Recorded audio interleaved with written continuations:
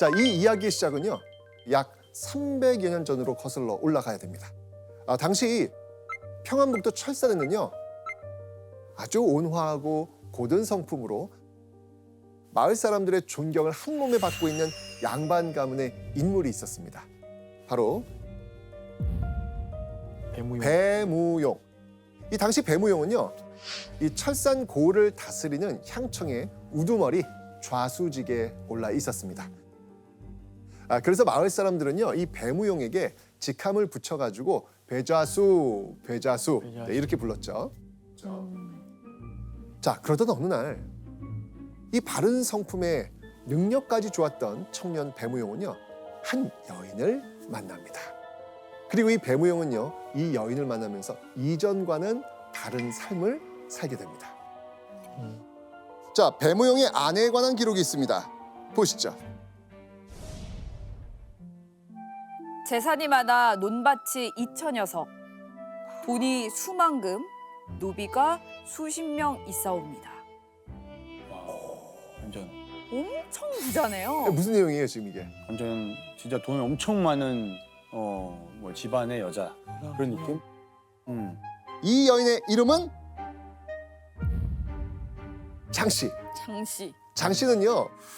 평안북도에서 내노라는 부유한 집안의 규수였습니다. 부잣집 딸 장씨가 친정에서 부동산에 현금에 노비까지 어마어마한 재산을 들고 배무용의 집에 시집을 온 겁니다. 와. 결혼하기 전 배무용의 집안은요. 뭐 물론 양반 가문이긴 했는데 부유하지는 않았습니다. 그런데 부잣집 규수 장씨와 결혼하면서 배무용의 집안 삶이 활짝 핀 겁니다. 그러던 어느 날 아내 장씨가 한낮에 쏟아지는 졸음에 못 이겨 잠시 낮잠을 자다가요 묘한 꿈을 꿉니다. 하늘에서 신선이 내려와가지고요 장씨에게 꽃을 건네줬는데요. 이 꽃이 아리따운 선녀로 변하더니 장씨의 가슴에 푹 안기는 거예요. 예사롭지 않습니까? 그렇죠. 아이 대몽. 그렇죠. 바로 장씨가 꾼 꿈은요 탐몽이었던 겁니다. 신기하게도요 장씨는 이 꿈을 꾸고요 기다리던 첫 아이를 낳게 됩니다. 장화. 네, 배무용 부부가 애타게 기다리던 첫 아이 장화였던 겁니다. 근데 이 네. 태몽이랑 이름이 연관 있는 것 같은데요? 꽃을 안기니까 꽃 화자, 그죠? 추측이 진짜 추리 뭐 이 정도. 좋습니다, 좋습니다. 자, 그리고 3년 뒤 이 배무용 부부에게요 기쁜 소식이 또 들려옵니다. 장씨가 둘째 아이를 낳은 겁니다. 자, 둘째 이름 바로 홍련입니다. 자, 배무용 부부의 귀하디 귀한 아이들이 바로 장화와 홍련이었던 겁니다. 혹시 연도 꽃인가요? 오, 좋아요. 자매의 이름은 모두 꽃 이름입니다. 장화의 이름에는요 장미꽃, 홍련은요 붉을 홍, 연꽃 연을 써서 붉은 연꽃이란 뜻이 담겨 있습니다. 자, 오랜 기다림 끝에 얻은 두 딸이 꽃처럼 곱게 자라길 바라는 마음으로 장화, 홍련이라고 이름을 지은 겁니다. 부모님의 사랑을 듬뿍 받았기 때문일까요? 장화, 홍련은요 동네에서 소문이 날 만큼 예쁜 아이들로 무럭무럭 자랍니다. 사람들은요 장화, 홍련이 얼굴만 고운 게 아니라 효심도 지극하고 마음씨도 곱다면서 아주 그냥 입이 마르도록 칭찬을 합니다. 모두가 부러워할 만한 그러니까요. 집안이네요. 완벽한 집안. 맞아요, 맞아요. 네, 집안엔 막 웃음꽃이 피는 그야말로 그림으로 그린 듯한 화목한 가정이었습니다. 그러던 어느 날 화목했던 이 배무용의 집에 청천벽력 같은 일이 벌어집니다. 아내 장씨가 원인 모를 병에 시름시름 앓더니 그만 몸져 눕고 만 겁니다. 어떤 유명한 의원이 와도 어떤 명약을 써도 병을 나을 기미가 보이지 않습니다. 자, 그러던 어느 늦은 밤 아내 장씨가 남편 배무용과 장화 홍련을 부릅니다. 아. 가족이 모두 모인 가운데 장 씨는 남편 배무용을 바라보며 조용히 입을 뗐죠. 두 아이를 어여삐 여겨 잘 길러 시집 가서 잘 살게 해주세요. 죽음을 직감한 아내 장 씨가 유언을 남기려고 남편과 두 딸을 불러 모은 거였습니다. 죽는 순간까지도 장 씨는 오로지 자식 걱정뿐이었던 거죠. 자신이 없는 하늘 아래에서도 이 두 딸의 행복을 바란 장 씨는 결국 이 말을 마지막으로 남은 숨을 몰아쉬면서 눈을 감습니다. 어느덧 3년이라는 시간이 지난 어느 날, 장화와 홍련의 인생을 완전히 뒤바꾸는 일이 벌어집니다. 뭐지? 바로 이 인물의 등장 때문이었습니다. 계모, 허씨. 새로운 가족, 계모가 등장한 겁니다.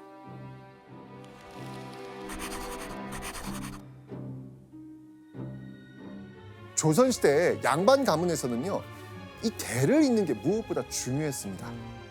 전처 장 씨와의 사이에서 아들이 없었던 배무용이 가문의 대를 이을 아들을 얻기 위해서 사실 새 장가를 든 거거든요. 아유. 어쩔 수 없는 선택이었네요. 그렇죠. 장화와 홍련의 계모는요, 이제 막 20살이 된 여인이었습니다. 교수님, 이제 이 허 씨가 나이가 많은 이 배무용의 후초로 이렇게 시집 온 이유가 있겠죠? 네, 맞습니다.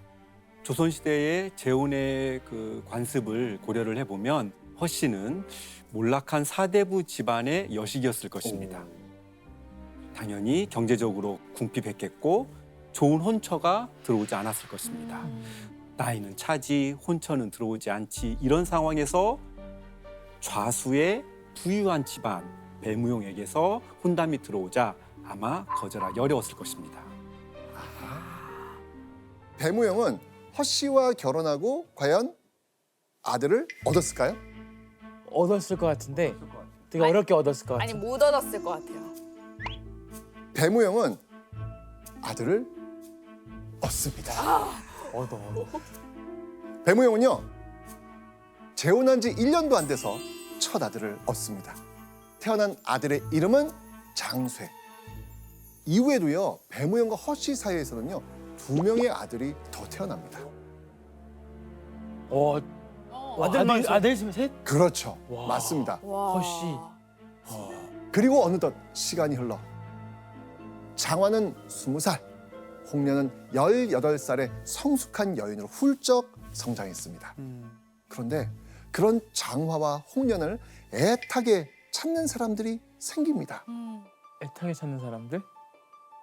누군지 한번 보시죠. 장화 자매의 이름이 원근에 선전되어 돈에 새가 다투어 구혼하였다.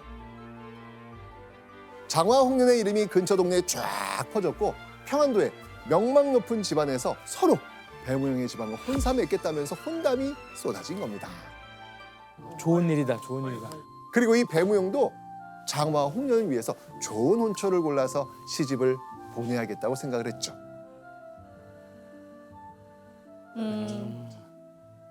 그런데 이 쏟아지는 혼담에 심기가 불편한 사람이 있었습니다. 누구였겠습니까? 허 씨. 계모. 맞습니다. 계모 허 씨. 자, 그렇다면 계모 허 씨는 왜 심기가 불편했을까요? 바로 재산 때문이었습니다. 자, 먼저 배무용 집안의 재산 대부분은 전처 장 씨가 가져온 재산입니다. 그래서 배무용의 집안이 부자가 된 거잖아요. 네. 자, 그렇다면 전처 장 씨가 세상을 떠난 지금 이 장 씨가 가져온 재산의 소유권 누구한테 있을까요? 당연히 남편한테 가는 거 아니에요? 아닙니다. 전처 장 씨 재산의 소유권은요, 남편이 아닌 장 씨의 두 딸 장화와 홍련에게 있었습니다. 전처 장 씨가 남긴 재산 덕에 계모 허 씨는 넉넉한 생활을 지금 하고 있잖아요. 그런데 장화와 홍련이 시집 가면요, 장 씨가 남긴 재산을 나눠 가질 테니 더 이상 여유로운 생활을 보장할 수 없게 되는 겁니다. 계모 허 씨 입장에서는요, 장화와 홍련의 결혼을 어떻게든 막고 싶었겠죠. 너무한데요? 교수님, 그러면 허 씨는 전처의 재산을 조금 더 가질 수가 없나요? 네, 맞습니다. 조선시대에는 아내의 재산은 오직 아내의 혈연에게만 상속이 되었습니다. 하지만 조선 후기로 갈수록 가부장제가 강화가 되면서 만약에 계모에게 그 집안의 대를 이을 아들이 있다면 전처의 재산을 조금 나눠 갖게 됩니다. 차이가 좀 있네요. 그런데 아니나 다를까, 혹시나 했던 그 일이 결국 일어나고 맙니다.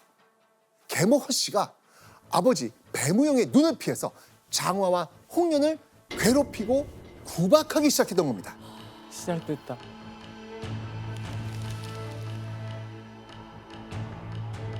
계모는 재혼으로 가문의 대를 이을 아들을 셋이나 낳았지만 배무영의 장화와 홍련에 대한 애정은 변하지 않았습니다. 배무영은요, 외출하고 돌아오면요, 제일 먼저 장화와 홍련을 만날 정도로 누구보다 딸을 아낀 조선판 딸 바보였던 겁니다. 자, 이런 상황에서 아무리 시간이 지나도 배무영의 뒷전이었던 계모 허 씨가 배무영의 사랑을 독차지한 장화와 홍련에게 그동안 쌓아온 서러움과 분노를 쏟아낸 겁니다. 아, 그래서 그렇구나. 그런데 이런 와중에 계모 허 씨의 심기를 불편하게 만든 일이 또 일어납니다. 남편 배무영이요, 계모 허 씨가 이 장화와 홍련을 못 살게 굴고 괴롭힌다는 걸 알고요, 이런 말을 내뱉습니다. 우리가 본디 빈곤하게 지내다 천처가 친정에서 재물을 많이 가져와 지금처럼 넉넉하게 되었소. 지금 부인께서 편히 먹는 것도 다 그 덕이요. 배무영이 계모에게 자네가 먹고 입고 자는 거 이거 다 전처 덕분이다. 그러니 감사히 생각하고 장화와 홍련 구박하지 마시오. 라고 지금 경고를 한 겁니다. 남편 배무영의 말을 들은 계모 허 씨, 어떤 생각이 들었을까요? 더 화나. 맞아. 몰락한 가문의 딸이었던 계모 허 씨가 전처 장 씨처럼 많은 재산을 상속받아 올 수 있었겠습니까? 근데 그런 사정 뻔히 알면서도 아픈 구석을 푹 찌르는 남편 배무영의 무심함에 계모 허 씨의 심기 한껏 불편해졌습니다. 계모의 속은 부글부글 끓어올랐습니다. 아, 근데 그리고 배무영의 경고를 시작으로 장화와 홍련에 대한 계모 허 씨의 괴롭힘은 더욱 거세집니다. 배무영의 말이 더 큰 후폭풍을 몰고 온 겁니다. 매일 이어지는 이 계모의 괴롭힘에 장화, 홍련의 눈물은 말을 틈이 없었습니다. 선생님, 그럼 아버지는 장화하고 홍련이가 계속 괴롭힌당하는 걸 알고 있었어요? 그 이후에도? 배무영은요, 자신의 경고에도 이 계모가 여전히 딸들을 괴롭힌다는 걸 알고 있었습니다. 자, 그렇다면 여러분이 배무영이 있다면 어떻게 했을 것 같아요? 이거는 안 되죠. 이건 어떻게 뭐 조치를 취해야죠. 배무영은요, 어느 날 굳은 결심을 한 듯 장화와 홍련에게 이렇게 말합니다. 만일 또 학대하는 일이 있으면 내가 일 처리하겠다. 내쫓겠다. 이혼하겠다. 그렇죠. 장화와 홍련을 괴롭히는 허 씨를 더 이상 두고 볼 수 없다면서 또 이런 일이 있으면 허 씨, 내가 쫓아버리겠다는 겁니다. 이렇게 배무영은 두 딸의 안위를 걱정하면서 장화의 결혼을 준비해갑니다. 그런데 이 혼기가 찬 장화의 결혼이 속전속결로 준비되던 그때 배무영의 집에서 믿을 수 없는 사건이 벌어집니다.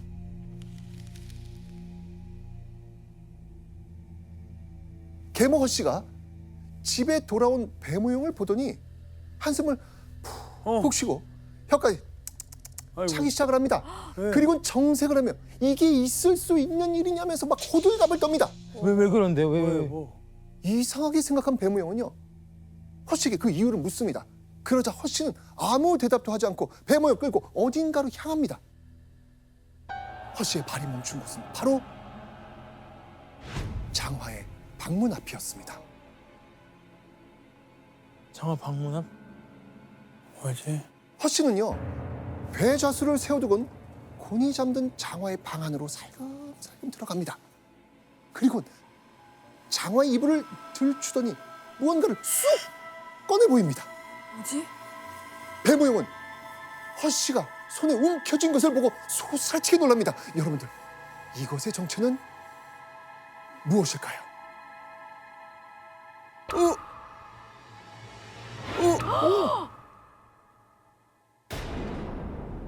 그 모양을 살펴보니 2, 3개월 가량 된 태아와 흡사하다. 태야? 애기 출산했다는 거예요? 뭐예요? 계모의 손에 들린 것은 피투성이가 되어 있는 핏덩이였습니다. 무슨 말이지? 그런데 그 핏덩이가 마치 산달을 못 채우고 낙태된 태아의 사체처럼 보였다는 겁니다. 배모형은요, 이어서 소리치는 계모의 말을 듣고 하늘이 노래질 만큼 큰 충격을 받습니다. 혼례 준비가 다 무엇입니까? 장화가 낙태했으니까 이거 가문의 수치입니다. 계모의 말에 따르면 혼례도 치르지 않은 장화가 아이를 가졌다가 낙태했다는 겁니다.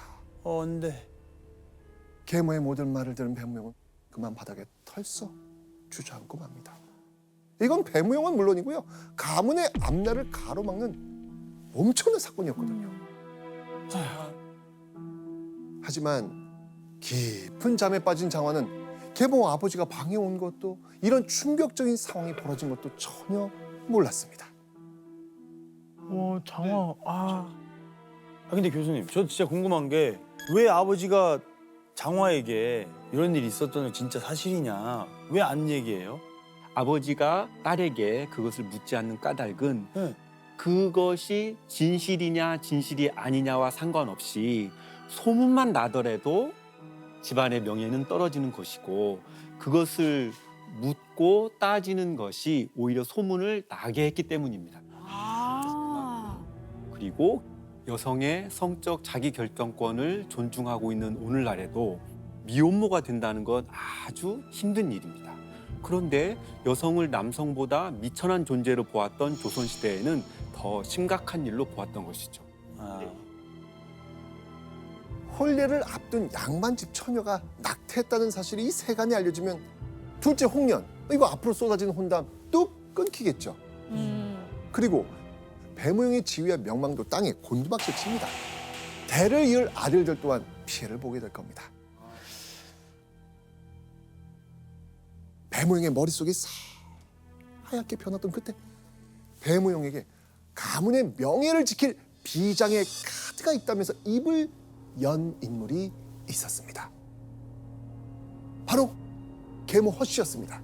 배무용은 반색하면서 방법을 알려주시오 라고 이야기를 했겠죠. 네. 그런데 계모는 방법 말하면 배무용이 분명히 자신을 책망할 게 뻔하다면서 절대 말할 수 없다고 입을 꾹 닫습니다. 배무용은 이 계모의 말대로 하겠다면서 제발 방법을 말해달라고 애원을 합니다. 계모는 겨우 입을 열죠. 과연 계모는 어떤 방법을 알려줬을까요?